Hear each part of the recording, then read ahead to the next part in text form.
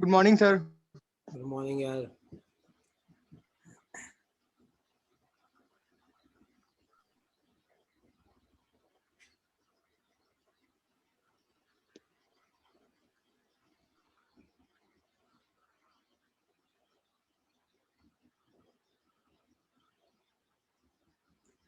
ठीक है, हम 1 मिनट चालू करते हैं ना। तब तक तुम ये क्वेश्चन सॉल्व करो, ये वाला। तो एक क्वेश्चन है तुम्हारे लिए।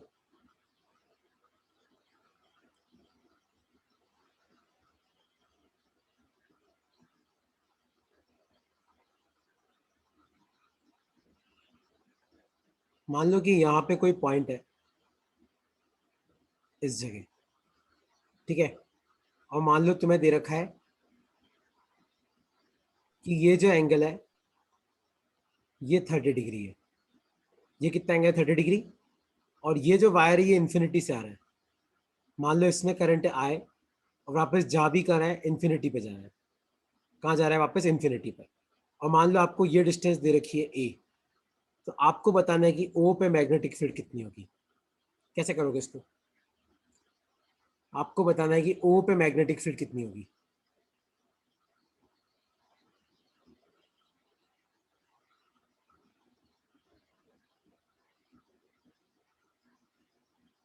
कैसे करोगे इस क्वेश्चन को प्रखर?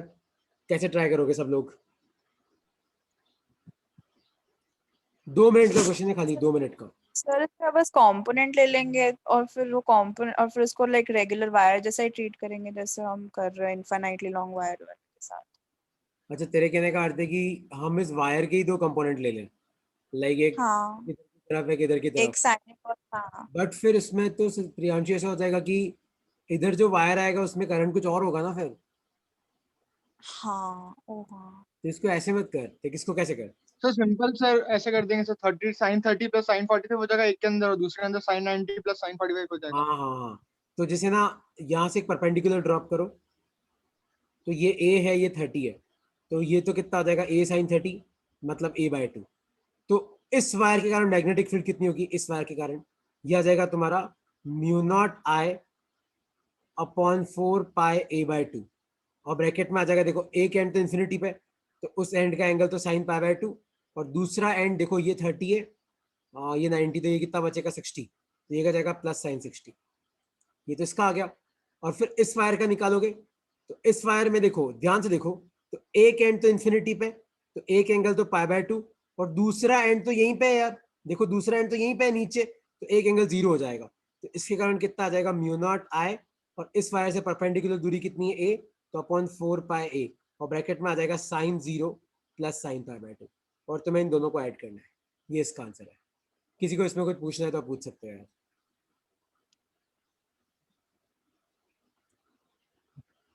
कोई नो डाउट है तो सर। पूछ सकते हो। हाँ पूछो।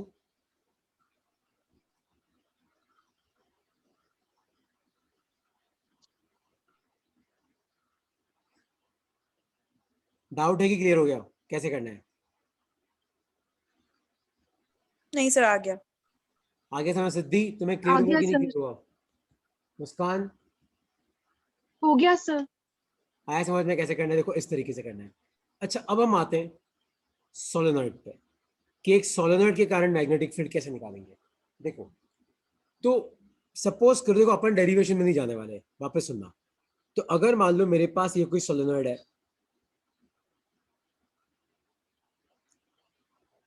ठीक है। और मान लो कि मुझे सोलेनॉइड के अंदर एक्सिस पे मैग्नेटिक फील्ड पता करनी है। कहाँ पे? एक्सिस पे। तो सोलेनॉइड की एक्सिस पे जो मैग्नेटिक फील्ड होती है वो होती है के इंटू μ0 Ni। के मतलब होता है नंबर ऑफ लेयर्स। तो सोलेनॉइड पे वायर की कितनी लेयर्स है? जनरली के नहीं दे रखा होता, 1 ही होता है। μ0 तुमको पता ही है, 4π इंटू 10⁻⁷। एन होता है आपका number of turns per unit length, मतलब कितने टर्न्स है अपॉन कितनी लेंथ है। और आई का मतलब होता है करंट, है ना। पर एक और चीज रखना, ये जनरली एक कन्वेंशन है कि जहां से करंट अंदर जाता है ना, आपकी मैग्नेटिक फील्ड भी वहीं से अंदर जाती है। ये अपने कंपटीटिव एग्जाम में एक कन्वेंशन है, वरना ऐसा कोई जरूरी नहीं है। जनरली ऐसा कहा जाता है कि जैसे मान लो कि इस एंड से आपका करंट अंदर जा रहा है और इस एंड से मान लो करंट बाहर निकल रहा है, तो मैग्नेटिक फील्ड लाइन इस तरीके से होती है। आया समझ में? तो एक बार ये फॉर्मूला लिख लो अपनी कॉपी में। तो K होता है number of layers, mu naught N होता है number of turns per unit length, I मतलब करंट। लिख लो अपनी कॉपी।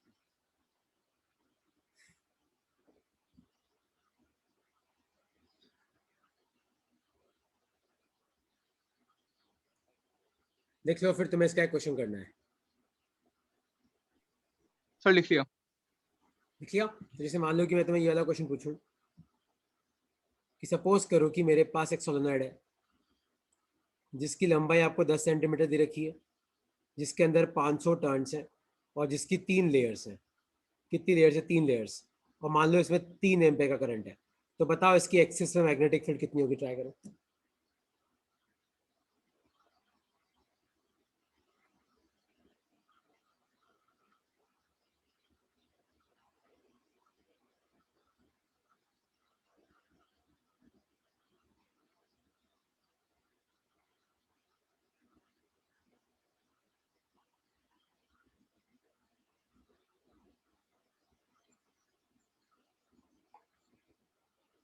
Sir 450 mu naught. हाँ, इसको मिनट में ही छोड़ देना।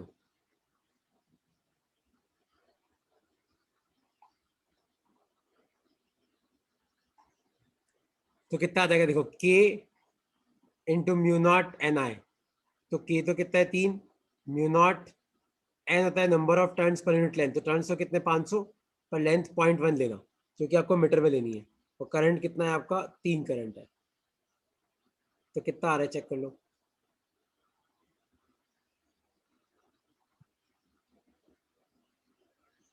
अगर भाई गलत करे तो मैं। हाँ सर वो मीटर में नहीं ली थी। हाँ, तो बस ये हो गया ना, ये खत्म।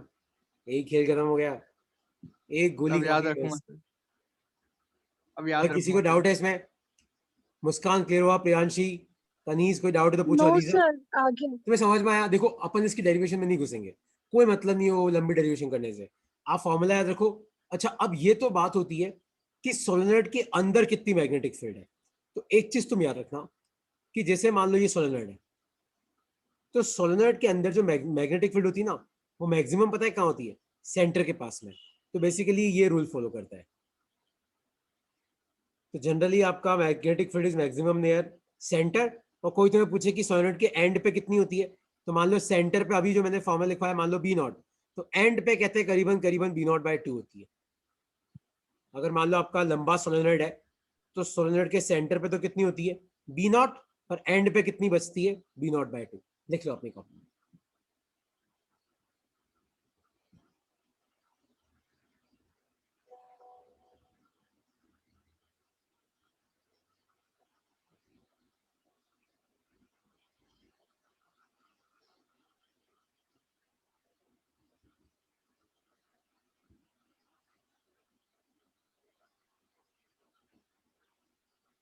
लिख लिया कि डाउट है?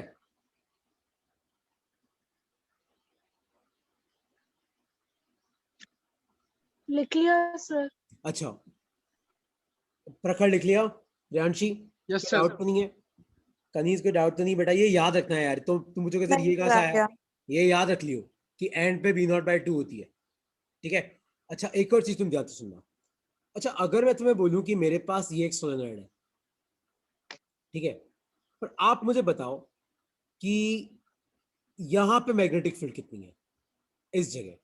मान लो सोलेनॉइड के सेंटर से आर दूरी पे। अगर मान लो मैं पूछता हूँ कि ये कोई सोलेनॉइड है, मान लो कि सोलेनॉइड में नंबर ऑफ टर्न्स आपको दे रखे हैं, मान लो लेंथ आपको दे रखी है, मान लो रेडियस आपको दे रखा है, मान लो रेडियस में आर लिखता हूँ, ठीक है, और मान लो आपको करंट भी दे रखा है, सब कुछ दे रखा है। और मेरा क्वेश्चन है कि सोलेनॉइड के सेंटर से छोटे आर दूरी पे यहां पे एक पॉइंट है, तो अब आपको बताना है कि यहां मैग्नेटिक फील्ड कितनी है। तो इसको बोलते हैं एक्सियल पॉइंट। तो यहां पे मैग्नेटिक फील्ड होती है mu not into 2m upon 4 pi R cube. लिख लो अपनी कॉपी में। और यहाँ पे देखो, म्यू नॉट 4 पाई तो पता है, आर तुम्हें पता पड़ ही गया कि सेंटर से कितना दूर है। एम होता है आपका मैग्नेटिक मोमेंट, उसका फॉर्मूला क्या होता है? निया, NIA। लिख लो अपनी कॉपी में। और यही मान लो मैं तुम्हें पूछूं कि यहाँ पे मैग्नेटिक फील्ड कितनी होगी, तो ये होता है आपका इक्वेटोरियल पॉइंट। ये कौन सा पॉइंट है? Equatorial point. यहाँ पे कितनी हो जाएगी? Mu not M upon 4 pi R cube. लिख लो अपनी कॉपी में। और इसमें कोई डाउट है तो आप मुझसे पूछ सकते हो।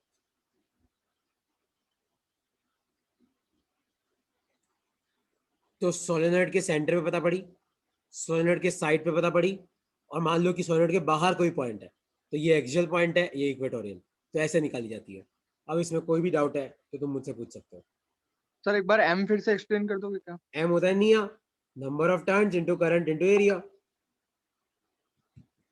Okay sir. तो जैसे मान ले कि अपन सोलेनॉइड का एन कैसे निकालेंगे, मान ले कि तेरे को छोटा एन दे रखा है, number of turns per unit length, तो छोटा एन क्या होता है, एन अपॉन एल होता है, तो नंबर ऑफ टर्न्स कितना आ जाएगा, एन इंटू एल। तो मैग्नेटिक मोमेंट कैसे निकालेंगे, एन तो आ जाएगा एन इंटू एल, करंट कितना है आई, और एरिया कितना है पाई आर स्क्वायर। ये आ गया तेरा एन। Yes sir.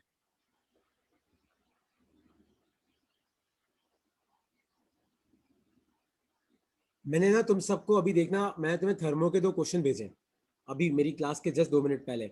2 ही क्वेश्चन है, लेकिन उन 2 क्वेश्चन में तुम्हारी पूरी थर्मो कवर है, थर्मोडायनेमिक्स, हाँ हीट नहीं, ओनली थर्मोडायनेमिक्स। तो वो दोनों क्वेश्चन तुम्हें मुझे करके भेजना है, ठीक है? तुम ट्राई करो, देखो तुम कहाँ फंसते हो। अगर वो दोनों क्वेश्चन तुमसे हो जाते हैं, मतलब थर्मो तुम्हें आती है, तो वो दोनों क्वेश्चन तुम ट्राई करके मुझे भेजोगे, मैंने तुम्हें भेज दिया सबको। Okay, sir.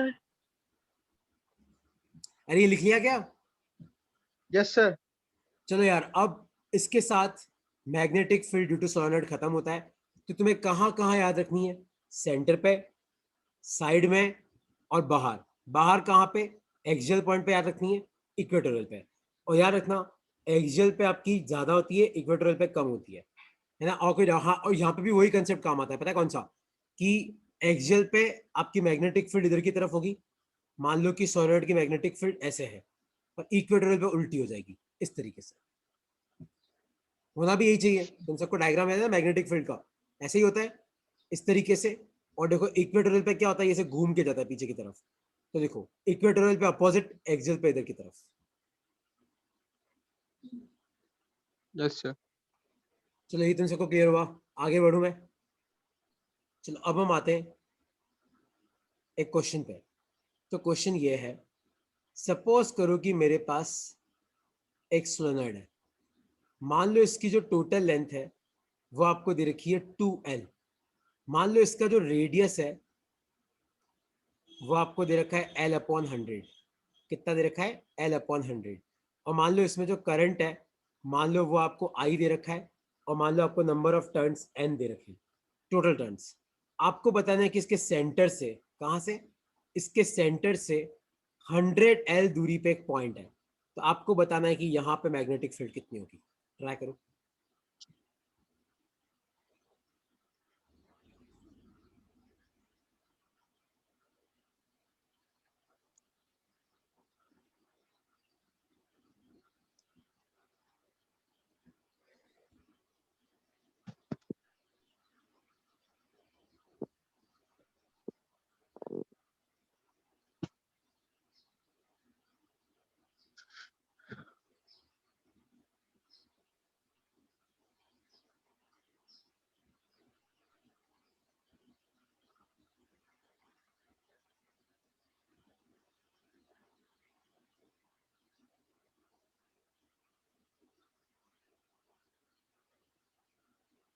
कितनी होगी, एक्सियल पॉइंट है, तो एक्सियल वाले मैग्नेटिक फील्ड कितनी होती है, mu not upon 4 pi into 2m upon D Q.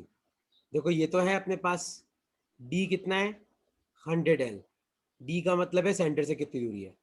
m कैसे निकालेंगे, मिया, तो नंबर ऑफ टर्न्स तो n है, करंट I है, और एरिया हो जाएगा पाई आर स्क्वायर, तो pi into L square upon 100 का होल स्क्वायर। Yes sir. ठीक है, n यहाँ पे टोटल नंबर ऑफ टर्न्स है, तो जो आपको n दे ही रखा है, तो बस आपको m पुट करना है, d पुट करना है, आपका आंसर आ जाएगा। और कोई डाउट है इसमें तो पूछ सकते हो यार।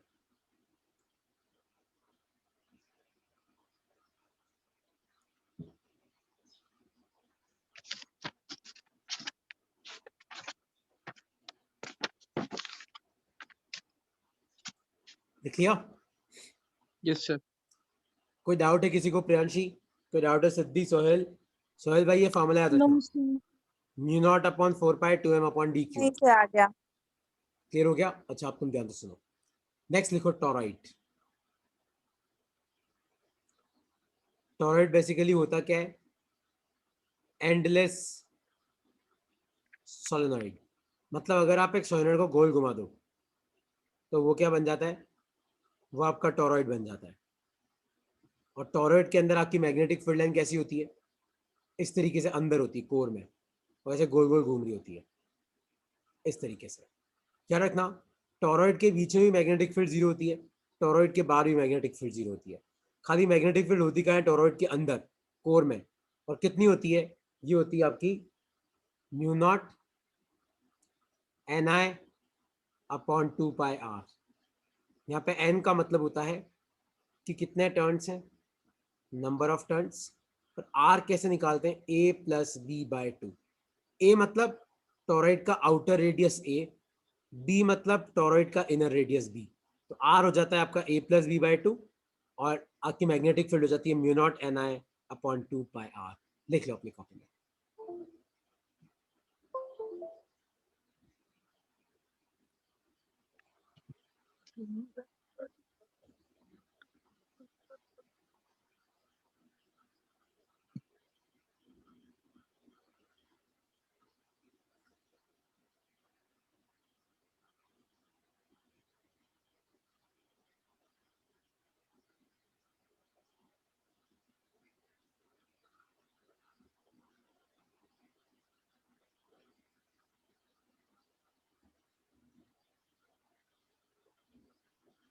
लिख लिया कि डाउट है यस सर। इसमें?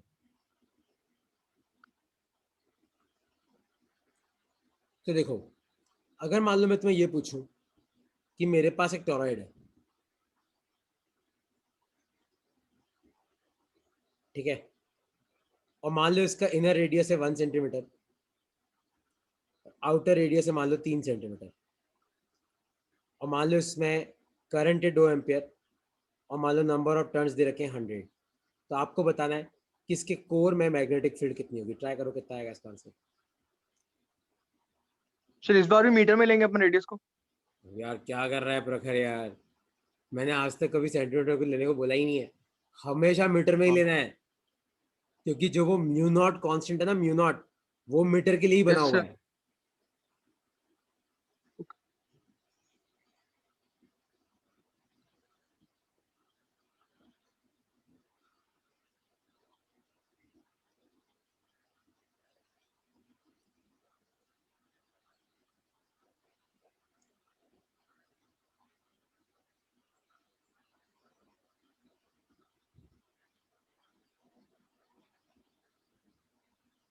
कितना आ रहा है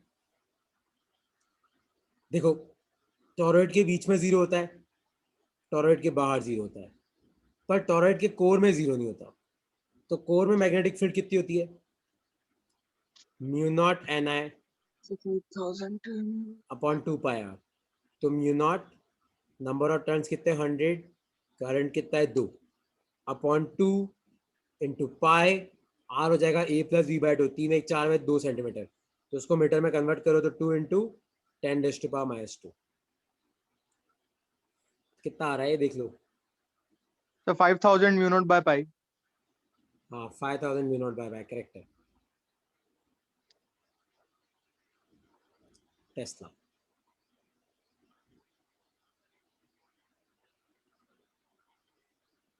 कोई डाउट है इसमें तो पूछ सकते हो।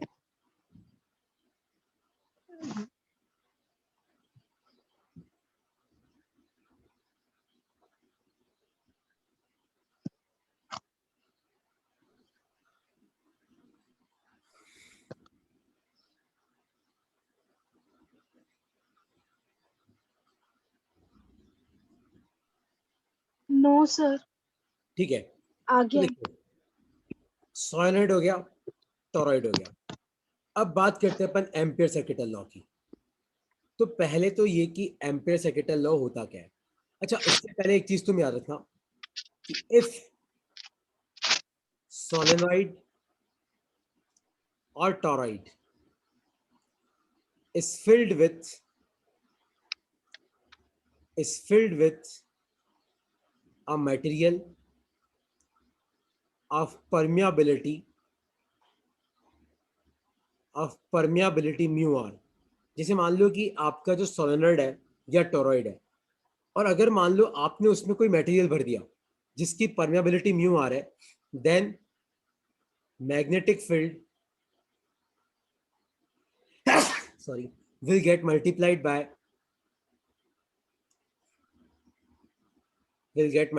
by mu R. जैसे मान लो कि टोरॉइड है और मैं तुम्हें बोलूं कि टोरॉइड में मैंने मान लो कोई मटेरियल भर दिया, तो मान लो कि उस मटेरियल की परमेबिलिटी म्यू आर है, तो टोरॉइड के अंदर अब मैग्नेटिक फील्ड कितनी हो जाएगी, mu R mu naught Ni/2πr।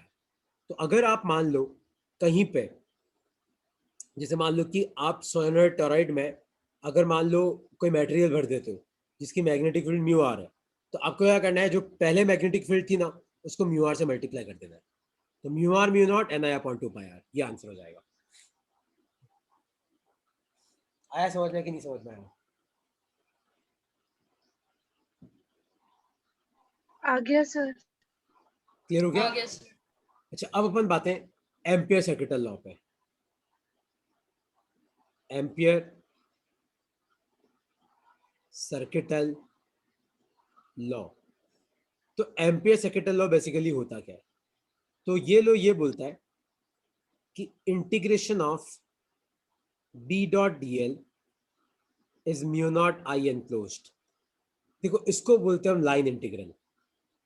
Line integral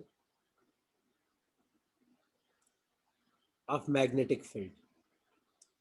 line integral का मतलब है कि सपोज करो कि ये कोई लाइन है और मान लो कि यहाँ पे कोई छोटी सी लेंथ है डी एल, और मान लो यहाँ पे मैग्नेटिक फील्ड है बी।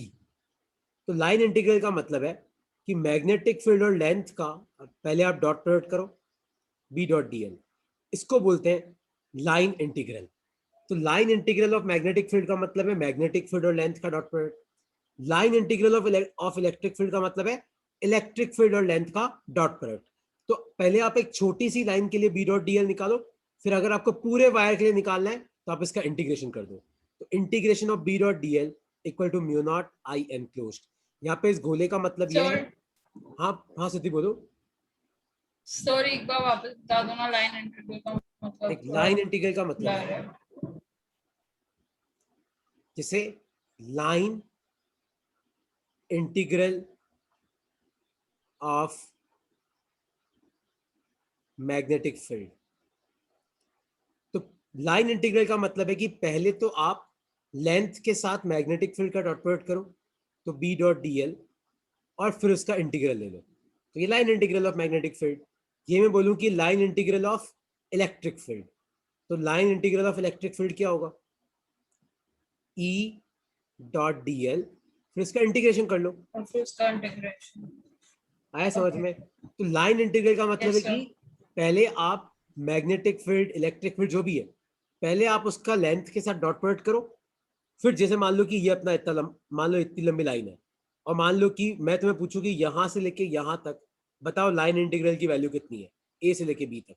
तो आप एक काम करो, मान लो यहाँ पे कोई पॉइंट है, मान लो मैग्नेटिक फील्ड इधर है और मान लो कि लेंथ एलिमेंट इधर है डीएल, तो पहले आप इस छोटे से एलिमेंट के लिए लाइन निकालो, मतलब line integral B dot D L निकालो, फिर आपको कहां से पूछा ए से लेके बी तक, तो ए से लेके बी तक उसको इंटीग्रेट कर लो।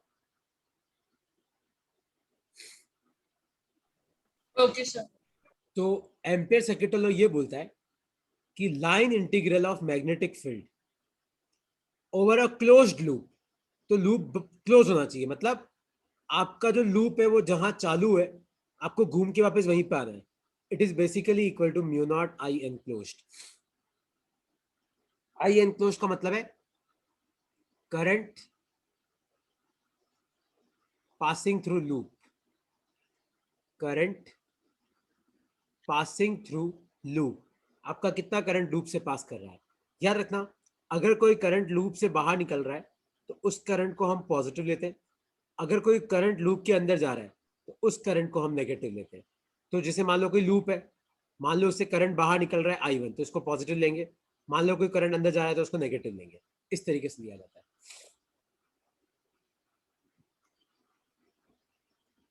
है ना। जैसे मान लो कि मैं तुम्हें एक क्वेश्चन पूछता हूँ ये वाला, सपोज करो कि अपने पास ये एक रेक्टेंगुलर लूप है और मान लो मैं तुम्हें बोलूं कि इस लूप में ऐसे 3 वायर्स हैं, तो मान लो यहाँ पे एक और वायर है, मान लो इसमें 2 एम्पियर है, इसमें 3 एम्पियर है, इसमें 1 एम्पियर है, इसमें 4 एम्पियर है। मेरा क्वेश्चन है कि बताओ ये जो रेक्टेंगुलर लूप है इसके लिए लाइन इंटीग्रल की वैल्यू क्या होगी। तो ये क्या हो जाएगी, म्यू नॉट आई एनक्लोज्ड। अब देखो आई एनक्लोज्ड कैसे निकालेंगे, तो जो करंट बाहर निकल रहा है पॉजिटिव तो +2, यही बाहर निकल रहा है पॉजिटिव +3, ये अंदर जा रहा है -1, तो 3 2 5 में से एक गए, कितना बचा 4 एम्पियर। क्योंकि अपने को इस 4 से कोई मतलब नहीं है, क्योंकि यहाँ पे क्या लिखा हुआ है आई एनक्लोज्ड, मतलब आपको वही उन्हीं वायर से मतलब है, उन्हीं करंट से मतलब है जो लूप के अंदर से पास कर रहा है, बीच में से। ये कितना आ जाएगा 4 मिनट। ऐसे करते हैं। आया समझ में कि नहीं समझ में आया? यस सर, आ गया।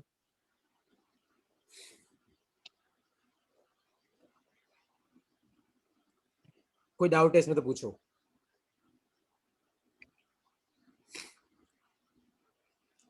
पर एक चीज याद रखना कि line integral only depends on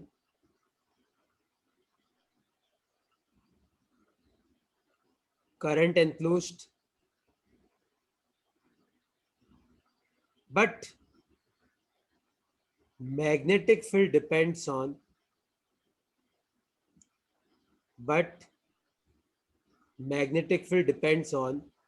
all the current. तो लाइन इंटीग्रल को तो इसी से मतलब है, मतलब अगर आपको किसी क्लोज्ड लूप का लाइन इंटीग्रल निकालना है तो लाइन इंटीग्रल को तो इसी से मतलब है कि उस लूप के अंदर कितने करंट है।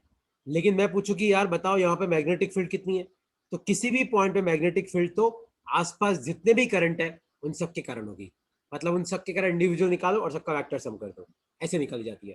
तो line integral only depends on current enclosed, but magnetic field depends on all the current.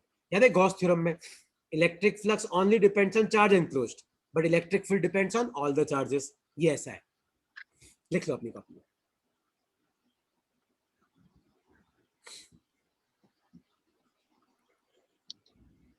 ये क्लास खत्म हो जाए तो सेम लिंक पे तुम्हें क्लिक करना है वापस, है ना, जो लिंक तुम्हें भेज रखा है उसी पे वापस क्लिक करना, तुम वापस ज्वाइन हो जाओगे।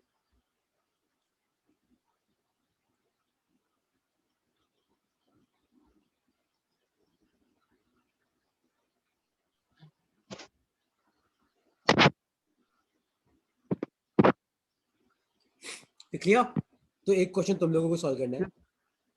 तो क्वेश्चन है ये, सपोज करो ये एक लूप है, मान लो ये एक लूप है, और मान लो मैंने तुम्हें दे रखा है कि यहाँ पे करंट है 2 एम्पियर, यहाँ पे करंट है 1 एम्पियर, यहाँ के पे करंट है 6 एम्पियर।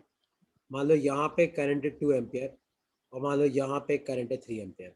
तो आपको बताना है, मान लो ये लूप नंबर 1 है, ये लूप नंबर 2 है, तो आपको बताना है कि integration of B dot D L for loop number 1 कितना होगा और integration of B dot D L for loop number 2 कितना होगा।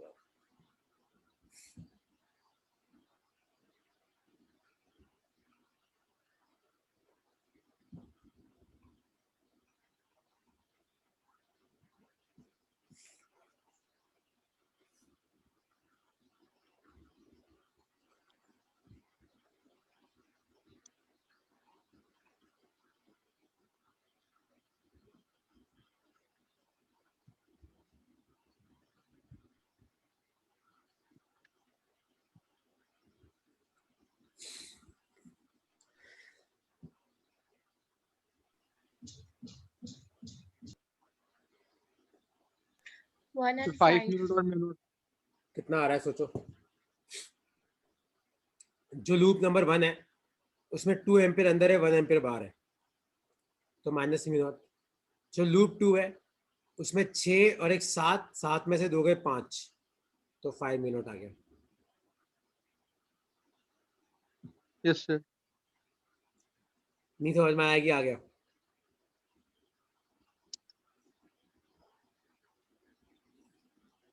सिद्धि क्लियर हुआ?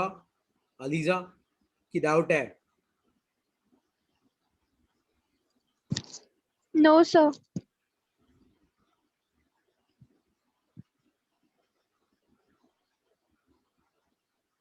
कोई संदेह कि समझ में आ गया? No sir. आ गया समझ में सर। ठीक है यार। और यार तुम में ये दविक जैन कौन है जिसने ज्वाइन किया है? मैं मतलब I don't know. सर मेरे भाई का नाम है डेविड, मैंने यार उसकी दोनों आईडी से कैसे ज्वाइन ज्वाइन किया करना है मुझे पता ही नहीं पड़ता, कितनी बार पता ही लगता है कौन ज्वाइन हुआ है, राम जाने। ओके ओके चलो ठीक है। अच्छा हम आगे बढ़ते हैं। देखो तो ये तो एम्पियर सेकेंड लॉ का पहला पार्ट था। अब एम्पियर सेकेंड लॉ के एक तरीके के क्वेश्चंस और आते हैं। वो पता है कैसे आते हैं? ऐसे सपोज करो मैं तुम्हें बोलूं, अरे यार एक second। मान लो कि यहाँ पे आपकी मैग्नेटिक फील्ड उधर की तरफ है 20 टेस्ला, और मान लो कि और कहीं मैग्नेटिक फील्ड नहीं है, और सपोज करो कि अपने पास एक रेक्टेंगुलर लूप है, मान लो कि ये 6 मीटर है और ये 4 मीटर है। मान लो ए बी सी डी। आपको बताना है कि इस लूप के लिए कौन सा लूप, ए से लेके A B dot D N. तो आपको बताना है कि इस लूप के लिए लाइन इंटीग्रल की वैल्यू कितनी होगी। तो आप क्या करो, देखो आपको इस लूप के लिए लाइन इंटीग्रल निकालना है, तो इस लूप को अपन 4 पार्ट में तोड़ देते हैं। तो पहले अपन एक काम करते हैं, ए से लेके बी तक जाते हैं और बी डॉट डी एल निकालते हैं। फिर अपन एक काम करते हैं, बी से लेके सी तक जाते हैं और अपन बी डॉट डी एल निकाल लेते हैं। फिर अपन एक काम करते हैं, सी से लेके डी तक जाते हैं और अपन बी डॉट डी एल निकाल लेते हैं। फिर मान लो अपन एक काम करते हैं, डी से लेके ए तक जाते हैं और अपन बी डॉट डी एल निकाल लेते हैं। देखो अब कैसे निकालेंगे मैं तुम्हें सिखाता हूँ। देखो यहाँ पे ए से लेके बी आप जा भी इधर रहे हो और आपकी मैग्नेटिक फील्ड भी इधर है। तो मैं तो याद है ए डॉट बी क्या होता है, ए बी कॉस थीटा। तो बी डॉट डी एल क्या क्या लिख सकते हैं अपन, b d l cos theta लिख सकते हैं। तो मैग्नेटिक फील्ड भी उधर है, कितनी 20, लेंथ कितनी है 6। और ध्यान से देखो आपकी मैग्नेटिक फील्ड भी उधर है, लेंथ भी उधर है। ए से भी जा रहे हो मतलब जा भी ऐसे रहे हो, करंट मैग्नेटिक फील्ड भी इधर है। तो कॉस 0 कितना हो जाएगा 1 प्लस।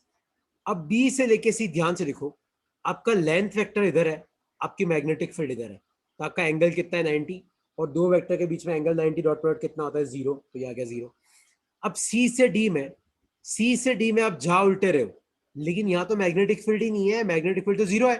मैग्नेटिक फील्ड ऊपर है तो डॉट प्रोडक्ट अपने आप ही कितना हो गया 0 प्लस। डी से लेके ए में भी सेम, आप जा ऊपर रहे हो पर मैग्नेटिक फील्ड इधर है, एंगल कितना है 90, तो ये कितना आ गया 0। तो आपका लाइन इंटीग्रल कितना आया 26 जा कितना आया 120 आया। तो ये कितना आ गया 120। और कोई तुम्हें पूछेगी बताओ इस लूप में कितना करंट बंद है, तो 120 equal to mu not I enclosed. तो आई एनक्लोज्ड कितना आया 120 अपॉन म्यू नॉट। सर एक और बार एक्सप्लेन कर सकते हो? हाँ मैं तो 2 बार कर दूंगा। तो क्वेश्चन ये कि तुम्हें कहाँ पे समझ में नहीं आया। सर सी टू डी के अंदर सर क्यों अपन ने वो नहीं लिया? एक मैग्नेटिक फील्ड प्रखर यही खत्म है, नीचे मैग्नेटिक फील्ड ही नहीं है। तो सी से लेके डी में जब तेरा बी 0 है तो बात ही खत्म हो गई। Yes sir. हाँ हाँ जिसने भी मुझे डाउट पूछा, मेरा क्वेश्चन है कि तुम्हें कहाँ पे समझ में नहीं आया। लाइक तुम्हें तोड़ना समझ में नहीं आया कि किसी इंडिविजुअल वाले में डाउट है, कहाँ पे दिक्कत है? सर आ गया। अरे ये क्या है यार, मतलब मैंने पूछा इसलिए आ गया कि मैं वापस एक और करा देता हूँ। मैं एक क्वेश्चन और देता हूँ। नहीं सर आ गया मुझे। तो मैं दे रहा हूँ ना, दूसरा क्वेश्चन दे रहा हूँ एक। तो क्वेश्चन करो तुम लोग, सपोज करो कि यहाँ पे मैग्नेटिक फील्ड है 100 टेस्ला, और मान लो कि यहाँ पे नीचे की तरफ है 50 टेस्ला, और मान लो कि यहाँ पे इधर की तरफ है 50 टेस्ला, और मान लो इधर कुछ नहीं है। मतलब ये हाइपोथेटिकल फील्ड है जो मैं बना रहा हूँ, है ना। तुम बोलोगे सर ये क्या बना दिया आपने, हाइपोथेटिकल है यार, हाइपोथेटिकल है। सपोज करो कि यहाँ पे हमारे पास कोई लूप है इस तरीके से, ठीक है। मतलब जहां पे मैग्नेटिक फील्ड है खाली वही मैग्नेटिक फील्ड है। जैसे A B C D, D से लेके ए के बीच में यहाँ पे मैग्नेटिक फील्ड नहीं है, ए बी में है बी सी में है सी डी में है। तो आप मुझे बताओ कि इसके लिए ए से लेके ए तक बी डॉट डी एल कितना होगा, पर आपको बताना है कि इस लूप में कितना करंट बंद है। ट्राई करो क्या आएगा।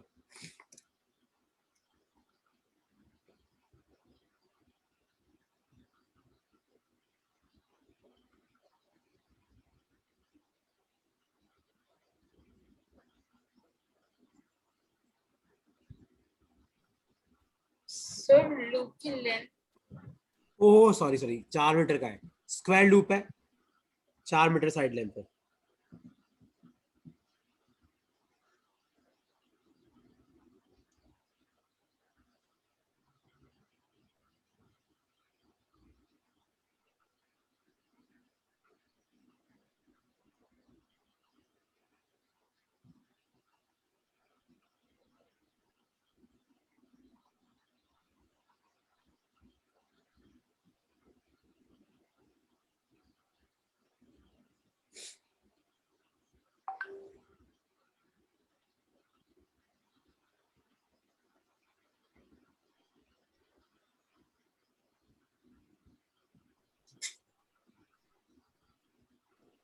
600 कितना आ रहा है?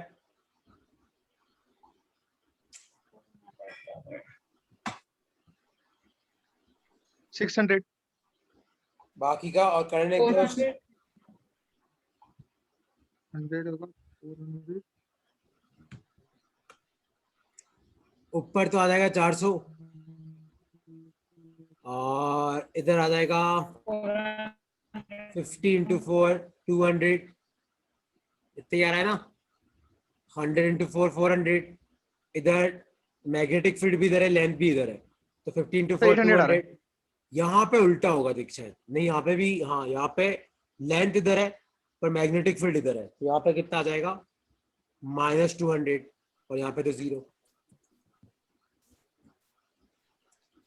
ठीक ए से लेके बी में प्रखर आप जहां भी इधर रहो लेंथ भी इधर है मैग्नेटिक फील्ड भी इधर है तो 100 4 जा 400 हो जाएगा बी से लेके सी में आप जहां भी नीचे रहो आपकी मैग्नेटिक फील्ड भी नीचे तो 50 into 4 कितना हो जाएगा तो ये हो जाएगा +200 हो जाएगा फिर इधर नीचे ही नीचे आप जहां ऐसे रहो पर मैग्नेटिक फील्ड इधर है तो ये हो जाएगा -200 तो ये तो 400 आ रहा है यार आशर आ रहा है प्रखर ध्यान से देख 400 आ रहा है यार हाँ सर 400 तो आई एनक्लोज कितना आ जाएगा 400/μ0 400 हाँ सुहेल भाई क्या आ रहा है भाई तुम्हारा हाँ सर आ गया। और प्रखर भाई कोई डाउट है तो पूछो इसमें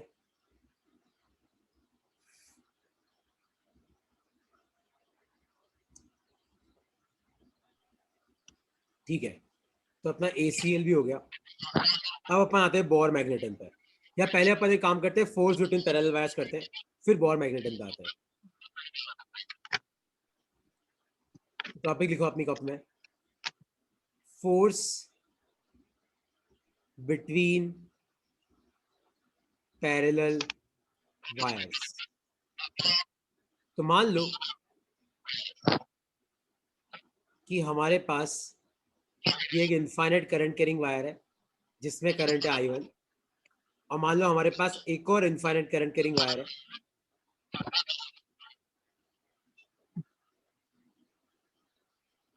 और मान लो इसमें करंट है I2 और मान लो कि इन दोनों वायर के बीच में डिस्टेंस है R तो मुझे ये पता करना है कि इन दोनों वायर के बीच में कितना फोर्स होगा।